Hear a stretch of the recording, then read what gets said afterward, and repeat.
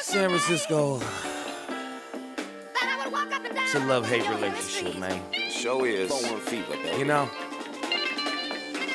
It's the son of San Francisco, 74 St. Luke's. This is for those non-believers that think it ain't true. All the tall tales, how we here because we pay dues. Frisco forever, like Robert up in Lakeview. Knowing the significance and role that your turf plays. We call it Frisco, this ain't the days of Herb Cain. Yeah, we know when things change, we just want acknowledgement. That's why we putting more pressure up on these politicians. All right, what up, everybody? This is 1,000,001 Questions with your host being myself, and I'm here with a special guest. He's one of my favorite photographers in the Bay. He's a hustler, and he's a community leader. He goes by Frisco Lens. What's good, everybody? So first question for you would be, who's Frisco Lens? Well, shoot, Frisco Lens, that's me, man. I've been doing this for over 5 years. I'm a photographer, and, I came up with that name because I'm from the city, so Frisco, and then, I'm telling our story with my photography through my lens, from my perspective, from my eye. Because I feel like I see a lot of outsiders come, and that's cool, take pictures and admire the culture, which is dope and all, but I like to tell a story from our perspective with my folks, my people in the streets that I grew up on and live in. So that's who Frisco Lens is. So you grew up in the city? Yeah, I grew up in the city, grew up Hunters Point, Mission. I both claim them as my home, both communities that I love and have attachment to. But I'm currently living in the East Bay, gentrification, prices went up. It's kind of hard to move back, especially during the pandemic. But yeah, man, Hunters Point in the Mission, man. A lot of love. Well, growing up, what did you enjoy living in Hunter Point and the Mission? Man, I grew up in the Mission in my younger years, but I've been living in the Point since I was 8. You know what I'm saying? So I grew up there. But, I went to school, went to Aptis, and then went to different high schools, in the city. And I just been back and forth. So, I grew up, hang out in the Point, but then I go with my folks in the Mission. But at night, go back home to the Point. It was different. Some people grew up, they step out, they're in the Mission. They live there. And that's not a common story no more. They could go to the store, grocery shop, hang out with their friends, come back. Me, I had to make that trip. It was like a dedication, Kind of like how now I'm living in the East Bay, but I'm always in the city, every day or every other day. It's just, you just love it that much. But it was tight growing up in the Point, bro. It was a little rough in the beginning, because we were moving into a predominantly black area, and they were moving out, so they were hurt or offended. Look at all these Mexicans moving in, and we're moving now, now they're opening taquerias. So I get it, it's kind of like how we feel when we get gentrified. I think it's another word for it. Is it gentrified or? I know what you're talking about. Yeah, it's different when somebody with money from a different place comes and takes over and opens their own stores, as opposed to somebody who left because of financial issues and move into another low income neighborhood. But it was rough in the beginning, a lot of robberies and people getting targeted and beat up and stuff like that. But at the end, it was all love, bro. And that's also where I got my first opportunity to get into working in the community, was in the Point. They showed me love when no one else was giving me the opportunity. They built me up, showed me how to make resumes and run workshops on life skills and become a case manager and all that stuff. So, it's a lot of love for the Point, man. I got a lot of folks there, a lot of homies there from all over the Point, man. All over the Point. That's good to hear. You said you did all that work, and also did living in the Point or the Mission inspire you in any way to be a photographer? Yeah, man. I wanted to go. I think one of the first places I wanted to go shoot was at Oakdale Projects. I'm not from there, but I wanted to go shoot because I don't see a lot of photographers walking around with their camera in the jets. You know what I'm saying? And then I went to the Mission over there by Cesar Chavez, and I shot a paletero. I went to 22nd and Mission to where they burnt down the buildings where my cousin used to live, and they were homeless for a bit after those buildings were burnt down by arsonists. And another part of gentrification, if you're not willing to sell out, they'll force you out in that manner. So yeah, man, that just wanted to tell that story. Oh, yeah. Not just that, but any activism, any police brutality, anything with the culture, lowriders, hip hop, graffiti, pigeons, trash cans, whatever, bro. Stores, a little bit of everything. Mm-hmm. What came first, your or when it comes to your photography, was it the activism? Was it lowrider? Was it your own heritage? Was it? I mean, for sure it was the activism. I started doing cop watching, and I wasn't trying to be a videographer or a photographer. I was just documenting when police were doing things that were wrong or illegal. You know, I was going to city college. I was taking criminal justice classes, so I learned about policies and procedures, learned about my, all my rights and stuff, and I started being able to defend myself a little better. Start working in the community, doing that work, and then I started going out past the nonprofit and into the streets. So you're talking about what's his name, Oscar Grant in 2009. We're talking about Mario Woods, Alex Nieto, Luis Gongola. Just too many deaths in the city of San Francisco that I had to go out. I feel like I had to fight or do something. I feel like complaining and bashing it on Instagram wasn't enough. I felt I could do something, so I went out, and I didn't know nobody, but I was out there just taking pictures and documenting, not to tell a story, but just to really just see our perspective. Like, for example, it'll be a protest, it'll be peaceful, and like a couple of folks would start breaking windows and rioting. I'm talking about like a couple, not even 5. And then everyone got fucking tear gas and beat up and pushed and beat down.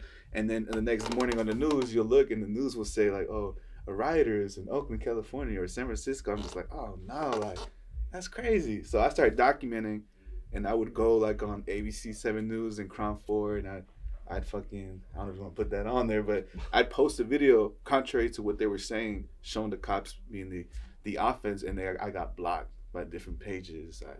Just a regular Facebook profile. But that was my thing. But I didn't start shooting until a little later, which I have a lot of pictures of all that, but I didn't consider myself a photographer, nor was that my goal.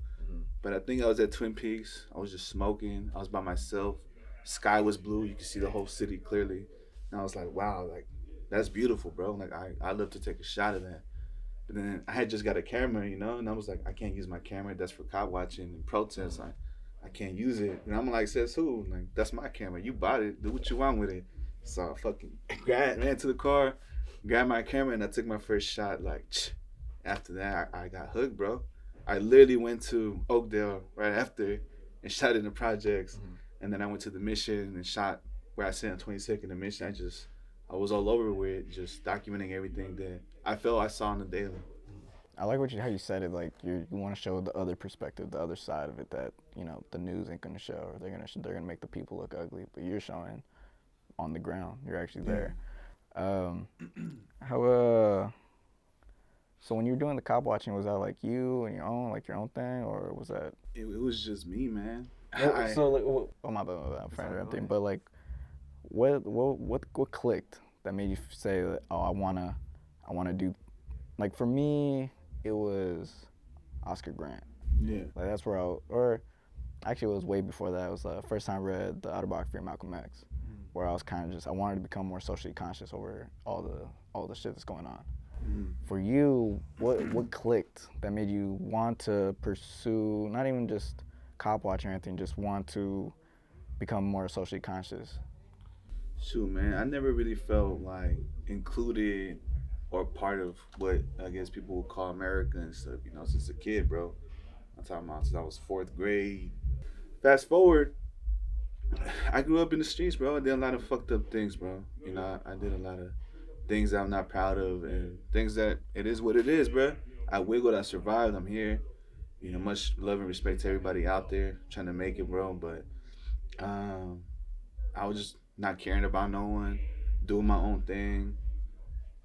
And I seen the video, bro. I mean, I went to a few protests for like when Obama got into office, he was closing down hella dispensaries for my homies who were cannabis club owners, and that was fucked up. So I didn't know shit, but if you're closing down my homies' cannabis clubs, I'm against you. That's it. It wasn't about everything, him being the first black president, which I was happy for and everything. I was just like, man, fuck that. Like, you doing the same shit this motherfucker would have did. It's like, whatever. So after that, bro, the Oscar Grant video hit me for real. So that's when I got angry. That's when I was like, oh, man. Like, he was in cuffs. Shot him in the back. He only did like 11 months for it. That's some bullshit, bro. And I'm like, bro, he's handcuffed on his stomach, on the floor, and you still killed him. Fuck that. Like, keep in mind, I've heard of other shit, but that was my big one that I was like, nah, bro, we gotta do something. Like, I don't know what it is. I don't know who to talk to. My world is not that. I'm not surrounded by people like that, but I gotta do something. And I started going out like on my own, not all the time or every day, but I started, getting involved. And I guess around like, I get involved here and there, but in 2014, 15, that's when it hit it off. That's when like the Yeah. switch flipped, yeah. I ain't stopped. Like Michael Brown, ever since that. And a little bit before that, I just been on the road. I ain't stopped. I ain't left the streets. We've been out there with the movement. And I started documenting that, but also I got into the lowrider stuff because I'm a lowrider too, bro. I love, just because I'm an activist and doing all these things with my folks and my friends, like, I'm a person too, bro. And I got likes, wants, needs, and I fucking love my culture. I love the lowriders since I was a kid. I do that and I try to mix it too. I love hip hop. I love music. I like artistry. I'll be over here with my homies, at Castle Grayskull Studios, man, just doing our thing, man. Like, it's all love. I just feel like it's all part of the movement. It's not one thing. It's everything. You know what I'm saying? So that's what clicked it for me. And I try to do both. It's kind of hard to wear multiple hats. Kind of hard to be like a lowrider dude and being up with all their events and fixing your car and paying the dues and the money and learning and traveling city to city and wiggling. I've been city to city, state to state, bro. Like, I'm known. I'm building. I'm not like a fucking the guy, but I'm a factor out there just wiggling, bro. Not from the city. I'm a Bay Area representative, bro. Like, it's Frisco Lens. In the beginning, it actually went against me to have the word Frisco in my name because people from other cities be like, man, fuck Frisco or fuck.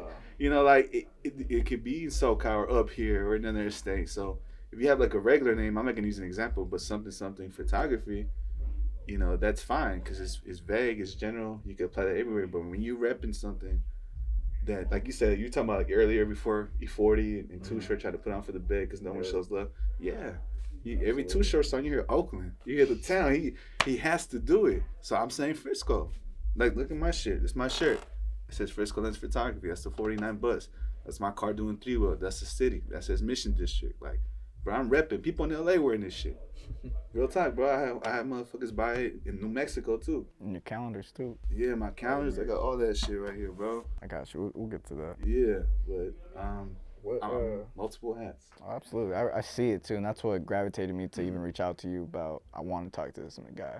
I feel like he has a lot to say, and he can, he just have a lot to say. And you mean a lot. Appreciate you, bro. Yeah.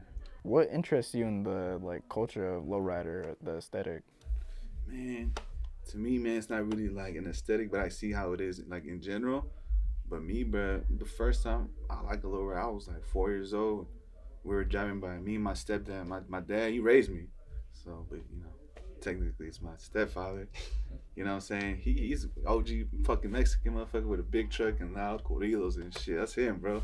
Which, I grew up around that. I'm from Puebla, so we're more cumbia, merengue, more indigeno and stuff. But I'm in the mix of this, plus hip hop and everything else. My cousins and family spending around me. But we're going down Mission by 30th by the Pizza Hut. And then it's just like a little truck, bro. It's like a little truck, and we're driving. And I know where that truck just starts going boom, boom, boom. I'm like, oh, shit. Look at that truck. That shit's like, just started hopping. I did not see that coming, bro. That's the first time I seen a lowrider, and it was hopping, bro. This was like in the early 90s, mid 90s. Damn. And then my dad was like, you like that shit? I was like, yeah, that shit's sick. He's like, I didn't teach you this. Like, where are you learning this shit, Which he wasn't against it, but he was just surprised to see a 4-year-old who has likes they're different from what's at home. You know what I'm saying? So that was my first. And I was hooked, bro. I remember trying to draw little lowriders or buying the little figures at the flea market in Pulga and San Ho and having them on my wall, buying my little homies and putting them aside and drawing them and being in class. By the time I'm my middle school, I'm drawing all this shit. I wasn't in the world, but I admired it. It was part of the culture. It was something I've always seen. It's something that I wanted. And honestly, it was like a dream I thought wouldn't come true. Like, I never thought I owned a lowrider, bro. Fucking unemployed, hooked on shit, man. Bouncing house to house. Come on, bro. Having a nice ride is the last thing I thought I'd fucking have. But, yeah, bro. Just being around it. Go ahead. No, just being around it, bro. My homie Harvey, he had an old school. He has a Nova. And I was working. It was an event. And I was looking at the ride like, oh shit, it's a convertible. That's a 6'3". Like, that's badass, you know? And I'm like, who's this? It's like, oh, it's Harvey. He's like, man, that's your shit? He's like, yeah, man. Like, man, you should have told me. We could have been kicked it. Like, come on, man. Like, that shit's badass. He's like, you should come out, man. I'm like, bro. And I was saving up. I had scrapers. That's my shit. I was young, bro. I was on the scrapers, big rims and beats and donuts and all the shit, man. This is the big thing. Like, it was fun. I felt like a boss, bro. I had some money too. I was wiggling. Like, it was what it was at that time. So all due respect to that scene, bro. It's base shit, you know.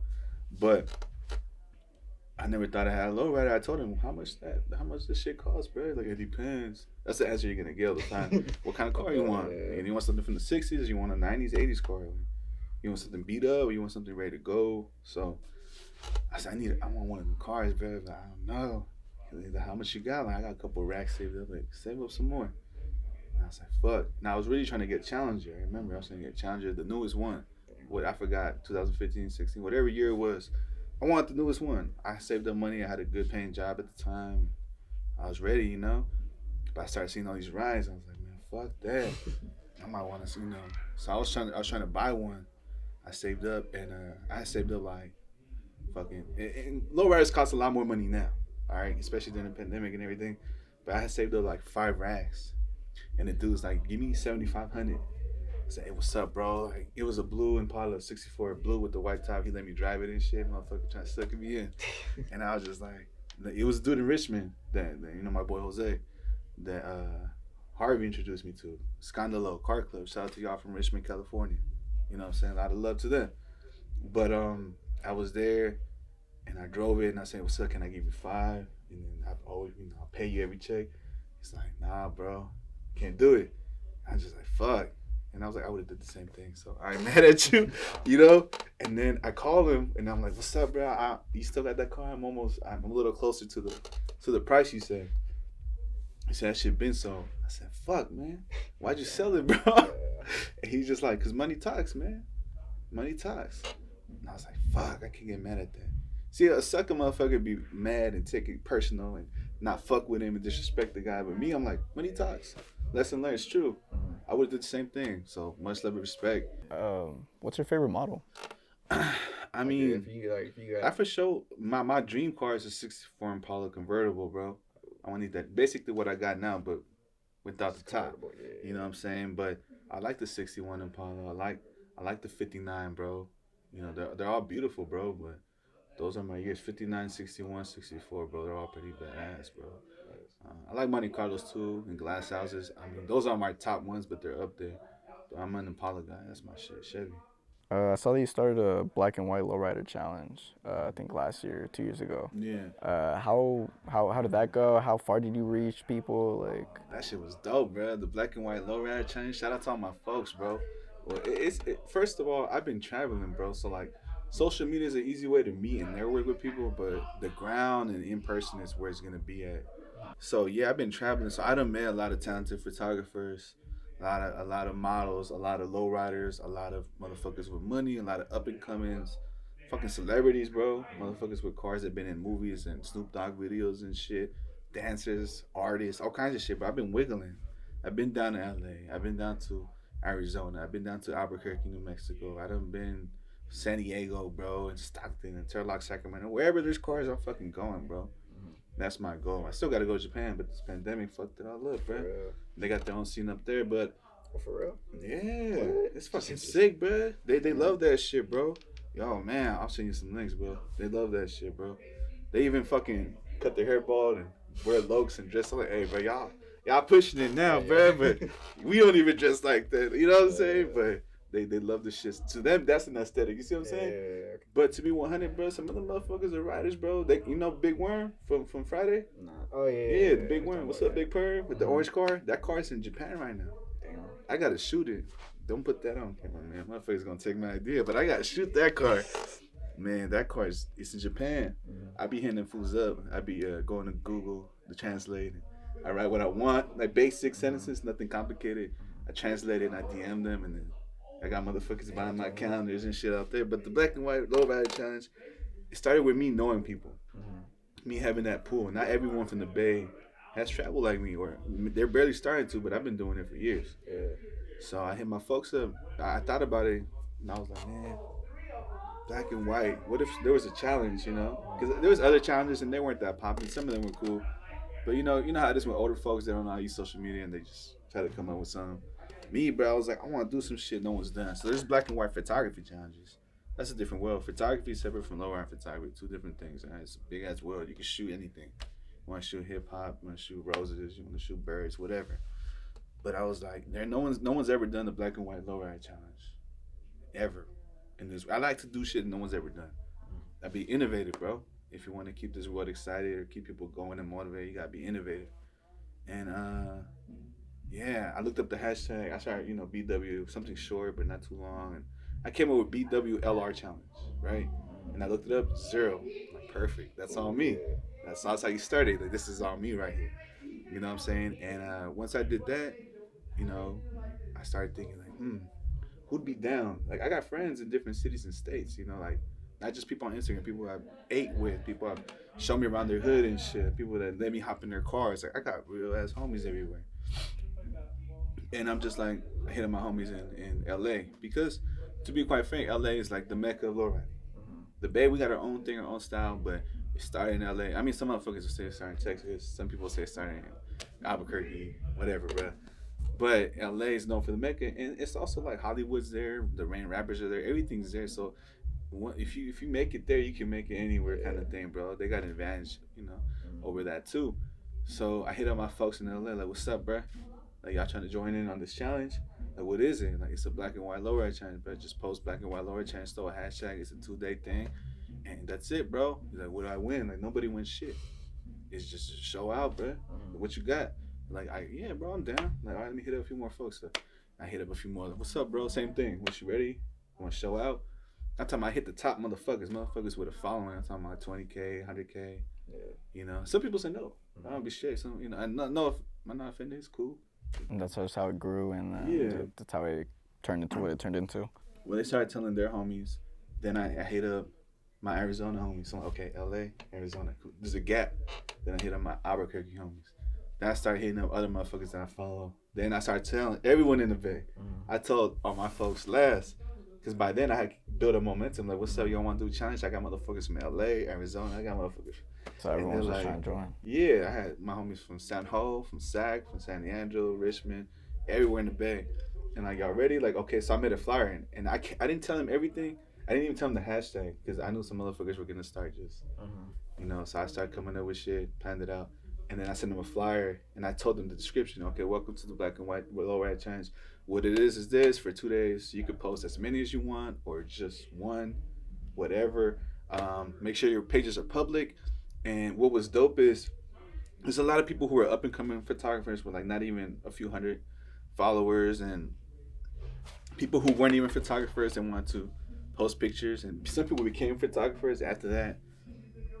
And I allowed everyone to join. It wasn't just photographers, it was for everybody. I had models posting shit of pictures that they took when they were out there, and it became big, bro. We had people from Chicago, fucking Japan, some places in Europe, Australia, Sydney, Australia, Mexico, bro. Fucking dope, bro. I was fucking amazed, bro. It was a big ass movement, bro. And a lot of people joined in and they got down. We started networking, seeing each other's art. The people who didn't have followers gained a lot of followers. And people who follow me followed them, people followed them, followed me. Everybody won, bro.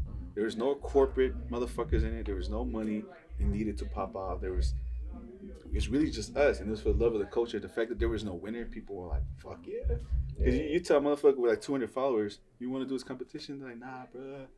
Y'all gonna beat me. It's like, no one's gonna win, bro. It's for everybody. It's like the most inclusive you can get. Yeah, like, you're gonna gain followers from this, man. And they're just like, oh. So we did that, bro, and it was big, and people loved it, bro. And then this year was the second one. It was in August. So it was the second year that I did it. Still worldwide, bro. Good, yeah, it's pretty dope, man. That's good. That's good to hear. Something else I wanted to, I don't know too much about the culture, but I did want to ask you, how have you noticed that the culture, especially in the Bay, how it's changed when it comes to lowriders? Well, from what I hear from my OG homies, they said the scene died out for a bit. People were buying like scrapers and doing with the hyphy movement, and people were putting their cars away. you know, and then something about the economy going bad in the early 2000s, so people didn't have that much money, and it kind of died out, bro. For a minute, people were buying foreign cars. That's the thing. People want something big and expensive, and y'all know the Bay scene, bro. Like we flashy here, bro. And it kind of died out, bro. But there were still motherfuckers that kept it alive for themselves, but there was no big events. And they said it wasn't until like, I'm not gonna say an exact year, like 2008, 10 or something, that certain motherfuckers start getting together and cruising and coming out and trying to get events going that were annual, and it just kind of grew and got big, and then social media helped out too. And then you got photographers like me and, you know, South Bay Visions and CG Classics and Lowrider Living, Bajito Photography, all kinds just out there for the love of it, not getting paid shit, but out there taking pictures and videos till fucking 1 in the morning sometimes, bro. Like that's hustle. And then we build our platforms over time, and some of us are involved with. We got our own cars now. Some people, they just documenting and respect the culture, but it's been lit, bro. We're just trying to keep it alive. We're trying to keep it here to stay, and it's been growing and popping. Then this pandemic hit, and now everyone kind of like it pulled back. You know, but I still cruise, bro. Like, my car's down, but we cruising. Like, for me, if it's up to me, I could cruise every weekend, not just Sunday, Saturday, Sunday, Fridays, on a Monday even, bro. Whatever, bro. If I could do it, I mean, it's just literally driving a car, but you know, you never know what can happen if you don't fix it right. And I've seen some of your pictures where you captured, I think the hydraulics like the went out, but the tire just goes flat to the ground. Yeah, shit, man. It's been all kinds of shit happening, man. Do you think like gentrification has affected at all like the culture at all? Yeah, man. Fucking it in LA, bro. There's hella more resources and everything, but it's a cheaper way of living over there than the Bay. The Bay is expensive as fuck. So, you know, we're not moving. I mean, some motherfuckers are doing it, but as a whole, we're not moving as fast as other places. Because it's so fucking expensive here. It's like, fuck, I want to get this part, but I barely pay rent. Then I got these kids. I got to, you know what I'm saying? Like, it's hard, bro. You can't just, so people kind of save up every check and buy shit. Some people cash out, they got it, that's cool. But, you know, like buy parts every other check, you know, I'm going to buy this time. I'm going to buy this time, and my next check is going to be for the labor. You know, it's kind of hard, bro. People are wiggling to be owning cars and maintaining them and shit. It's a luxury. It's like a privilege, man. Absolutely. Something I did want to touch up on was like I've noticed you participated in a bunch of like community organized events. Why is it important? Or you can't really tell me why. Or yeah, why is it important to you to do that? I mean, you gotta stay involved with your community, man. Like, you can't just take and not give. It's like a village, bro. People say it takes a village, but then participate and contribute to your village. Do your part. My shit's the photography, it's documentation. I'm a culture keeper. Kind of like people aren't telling our story, so I'm telling my story with my photography, with my art, and doing videos and giving back, man. I do little giveaways and stuff. You know, or I'll cover an event for free for my you know, my folks, bro. I don't be like, no one even invites me. Sometimes they want me, can you shoot? I'm like, yeah, bro. Sometimes just I'll see a flyer, I'm like, I'm gonna go pull up, man. I'm gonna go show love and send them free pictures and just keep it moving, you know. But shit ain't free all the time, bro.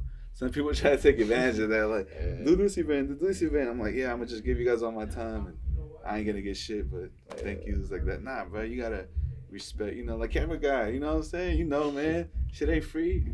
And I'll tell you what my cousin told me when I used to try to get an eighth off him. Like, what's up, bro? Hook it up. Like, you think I do this shit for fun?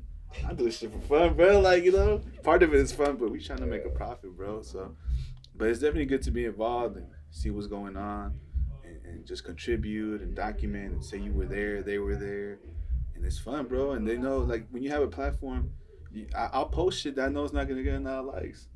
I post a badass lowrider with a fucking model motherfuckers blow up, and I post my homie who's an up and coming rapper. People don't know him, that's it. And that's fine with me. But someone's going to fucking recognize it and start following, even if it's just 2 out of 100 likes. You know what I'm saying? Like, it don't matter, bro. I'll post a picture of a baby no one knows, like, because I got a good shot of him, or people with the Dia de los Muertos attire or whatever, bro. Like, I'll post anything, bro. It's not a lowrider page. It's a culture page, bro, you know? Well, what I noticed was one of the big videos I saw is sometimes you do videos where you just get shit off your chest.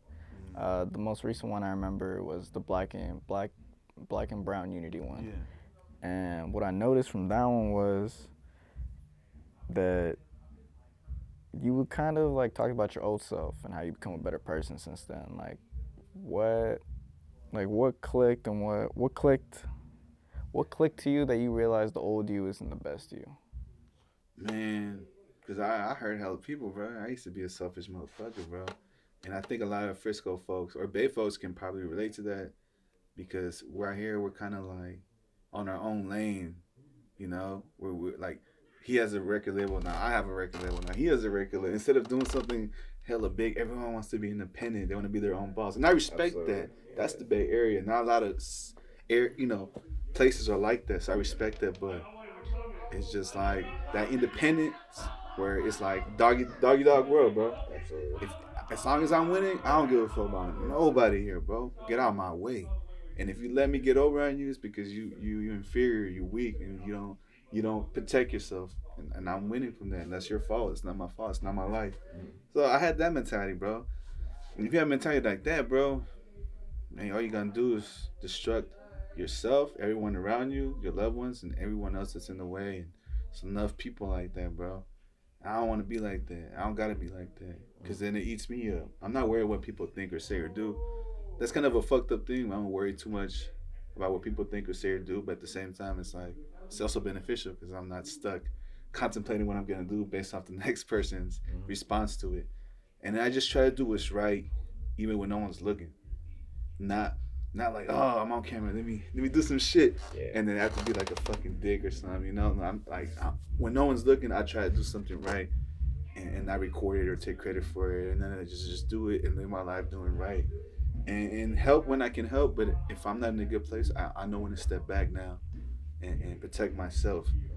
And yeah, bro, it's a lot of fucked up shit. It's like you found a good balance. Yeah, I'm trying to. I know it may seem dope, but nah, it's up and down. I'm a person, I understand bro. That, yeah. I'm a person, bro. But I and do you my come best. a long way too. Yeah. Or from what I know. Yeah, man. Something I did want to steer it away for a little bit because I do know you hustle and you make money as a street vendor. What kind of merch do you have that you be selling? Shoot, man, I got different stuff. Like I got shirts, graphic tees. I know you brought some with you. This is one of mine right here. This is one of my first. No, it's not my first. It's my second one. But this is a picture that my homie South Bay Visions from San Ho, he took it. This is me doing 3-wheel in front of the bus. And then I got my homegirl, Senya, I think it's the Faye area on IG. And she's a graphic designer, which I'm pushing into now. But yeah, she did this for me. I paid her. I told South Bay, what's up? Is it cool? He says, cool, I use this. So I went through the right steps. And I hit up my homie Renee from Movement Inc. And he took care of me, bro. We've been making these shirts. And hold on, man. Let me move it away real quick. But I got some stuff here for y'all. And now I got these masks. Selling these for $15 each. Want to check it out, bro? Yeah, these are masks that for big motherfuckers too. Like usually I wear masks and they're kind of tight on the ears, but these will fit you, bro. It's the pictures that I've taken, bro. This is a 63 out there in Richmond. My homie from Are you taking these? Yeah, these are all my pictures. What? This is actually from my counter from last year, bro. Oh shit. I'll show you that too. I got masks. Look, bro. Show the other one. The other one. These are from my calendar right here. This is my 2020 calendar right here. So these are the same images. You know what I'm saying? So I got masks that I just went with the times, bro. It's the pandemic. I didn't do it. I was gonna do it sooner, but I didn't think this mask thing would be going on for that long, bro. I should have done it sooner. This is my calendar from last year. I'll let you guys peek at it, you know what I'm saying? This is out there in Arizona with some dude from Cracker from Streetwise Car Club from Las Vegas. See, he be traveling too. It's over there in Los Angeles, Bree Meadows Car Club. My homie over there from the 818. This out here, right here in the Mission District in Carnaval. It's a town car. See, that's a 90s car. But look at all the stuff, you know. So I've been doing calendars for 3 years. I got prints, man. This is my current calendar. These are currently out, 2021. This is my homie from Streetwise Car Club, man. My homie Phil. And this is a 64 Impala. That's what I got. So it's just all cleaned up. Real nice, bro. He's doing 3-wheel. That's a 3-wheel motion. If you guys heard that word before, that's what it is, where basically you lift one wheel up and you're driving on 3 and you drive down the strip. Not a lot of cars do it, but shout out to all the real motherfuckers that do and pay the money and pay the price and fuck your car up to make your dream come true. Then I got these prints, man. I'll show you a couple and then put this away. This is out there in Watsonville, bro. See, this is what I do. I like taking pictures of cars and shit, man. To get this, like, he's hopping. That's a clear ass shot, bro. These are harder to get. These aren't like, if a car's parked and you're at an event, anyone can take that picture. I could take one on my phone, but to get them in midair like this and that clear, that's where the real challenge is at. You know what I'm saying? This right here is in Oakland, at Lake Merritt. I sell these for $20 each. They're matted. They're 11 by 14, 8.5 by 11. I call this one lowriders make the world go round. It's like we're in a circle. I name all my pictures too, man. You know, it's like an art. It's a little paleta. Have you seen these before? Nah, what? These are little Mexican candies. That's dope. They're like marshmallows with chocolate. This little clown. But some homie was hustling on the street just selling Mexican candies, and I had to document that, you know, part of the culture. This is a graphic design that I did. It says Viva la Revolucion. It's a pulga. I don't know if y'all been to the flea market. That's the little creative, image. actually. I did it I like a little that. similar to that, but he's holding the sign that says Viva la Revolucion, which means long live the revolution, man. Put a little city in the back. You know what I'm saying? This one, some fool named Joker from Texas. He's in midair. This was at the Arizona Super Show. This is called a dancer, not a hopper. This guy's not even on the ground. You know what I'm saying? That's a hard ass shot, bro. Yeah, damn. That's real specific. That's like harder to get. That's crazy. Yeah, bro. I mean, I got all kinds of I've never prints. seen a car hop or Huh? jump. I got all kinds of videos and shit. That's insane. Yeah, fuck around with me, man. You'll see some cars hot, man. But that's what I really enjoy about your page and all your photos. It's every photo. I feel like I'm there, and it's because you don't just take pictures of photos. You take pictures of people, and you just every photo you see real emotion, real faces, just real people, and you really bring them in. That's what I really like about your photos. Right on, man. I don't know if it's you or you and your family. You guys started Coba's Delight, right? Yeah. So my last name is Coba. Was Martinez Coba. Well, Coba is my mom's last name, and basically Coba's Delight is my mom's food business. During the pandemic, she works in catering, and obviously catering gigs went down, bro. I mean, it's not a lot of people out and having big events no more, so she wasn't getting paid as much, obviously, and she could cook, bro. She's been cooking for over 30 years, man. Like, my mom can cook, and I know everyone thinks their mom can cook, and that's nice, and they probably can, but my mom can cook, bro. Like, I already know. she been doing this shit for years, bro. You tried it? I got You the pozole verde, bro. Shit was smack. You put the lemon in it? I put everything in there. Me and my girlfriend, we killed good. it. We loved it. It was like, I'm waiting till you guys do more. Yeah, we got something coming this weekend, bro. Not pozole, but I forgot what she called it, but more than tintan, pimpian, something. I don't even know. My mom knows the shit. I just run the page, Cobas_Delight, and we got food. We just try to not give you taqueria food. There's nothing wrong with it, bro, but burritos, tacos, and tortas, that's that variety. Basic package. We got stuff from the motherland, bro, from back home with specific spices, something that I think during this pandemic, people want to try different food. If there's not much shit to do, one thing you can do is get some fucking good food. Like, I ate a fucking gyro today. You know what I'm saying? I'm like, fuck it. I'm craving some shit that's not fucking, some corporate company like McDonald's or Burger King, or just eggs at home. You know what I'm saying? And yeah, she's been selling food, bro. I think her ceviche is the one that's the most known. The mango ceviche, which is like shrimp and onions and tomatoes and mango chopped up with homemade chips, homemade salsas, tortas, bro. That shit. I already know. I can't wait to try it all. Yeah, bro. So that's her food business. I'm just helping run the page and promoting. We do it in Richmond in the mornings, and in the afternoons we go to the city and we do drop-offs and meetups too. But gotta help moms too, helping all these people. You gotta help your family, bro. Don't forget that. Are there other businesses you are working on, or we might see in 2021? Or shoot, I'm making new moves for my business. Also just. And this is all under the brand of Frisco Lens Photography. Yeah, well, hers is Coba's Delight. That's her Yeah. thing. Mine's is Frisco Lens, but I got like shirts and prints and masks. I'm gonna come out with hoodies. It's cold as fuck. If y'all been to the Bay during this time, it's cold. So I'm gonna have a hoodie with this on it, bro. It's gonna be pretty dope. Should be coming in a couple of weeks. My homie for Movement Inc. If y'all need screen print, talk to him, bro. He's a community guy too. We try to keep it local. Yep. He'll take care of you, bro. He knows what he's doing, bro. Been doing it for years. So I got that coming. I'm gonna do photo shoots, you know what I'm saying, with some folks, models, guys and girls, wearing my shit with old schools because I got access to all that. Oh yeah, motherfuckers, if you artists, you doing videos and you want the old school in your video, I've done that. I've done that for quite a few people, bro. So if you're interested and you want to reach out, that shit costs money, man. You're talking about $30,000, $60,000 cars. So don't expect to be all good. I mean, it's gonna cost money. It's a range. Just let me know your budget, and I'm gonna keep it real with you, and let me know. But I mean, gas money. When I drive to the city, I need to put $50 in my shit just to go there and come back, cruise a little bit of mission. I mean, come on, bro. It's hella expensive. Plus hydraulics and shit. If you want hydraulics in your shit, right? That's $1,000 right there too, y'all. Y'all just see the car and be like, oh, come on, man, just drive it over here. But if y'all really serious and y'all want these cars in your video, let me know, man. If you want a convertible, you want regular, I wiggle that too. And I make videos too. I do photography. I've done photo shoots for like weddings, quinces. I've done photo shoots for like events, like at City Hall and shit too, man. I've done all kinds of shit, bro. Just check in and I'll show you what I got. Cool. I just have a couple more questions. I came across a saying you said, I don't do it for the gram, I do it for Frisco. What does Frisco mean to you? Man, Frisco is me, man. Frisco is my homie Crypto out there outside, bro. Frisco is beautiful, bro. It's one of the most diverse places in the fucking world, dude. You know what I'm saying? And I'm gonna spark this real quick. Nah, you good. It's fucking dope. We're trendsetters and innovative. We got a lot of real motherfuckers out here, a lot of artists, and you go back, we're freedom fighters, bro. He's talking about the hippies in the 60s and the Black Panthers and shit. And you wonder why we have so much fight in us or why there's so much activism and movements out here. We've been doing this shit, bro. We're surrounded by it. And then they're trying to gentrify us.